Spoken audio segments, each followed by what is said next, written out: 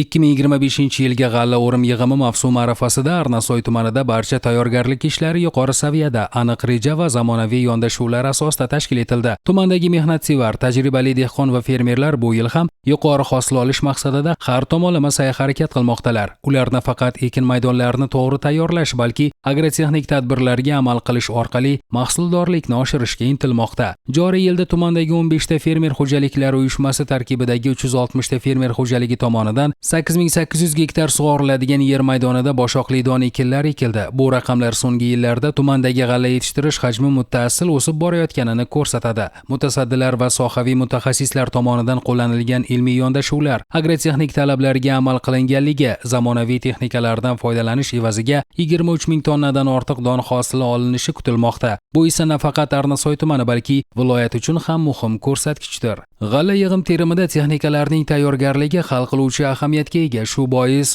O'zagroinspeksiyaning tuman bo'limi hamkorligida mavjud 32 ta zamonaviy g'alla o'rish kombayni to'liq texnik ko'rikdan o'tkazildi. Ularga maxsus sertifikatlar berildi. Bu jarayonda 1,5 milliard so'mdan ortiq mablag' yo'naltirilib, texnikadagi eskirgan qismlar yangilandi. Muhandislik va elektr tizimlari tekshirildi. Har bir kombayn 10 kilometr masofada amaliy sinovdan o'tkazilib, mavsum davomida xavfsiz va samarali ishlash imkoniyati kafolatlandi.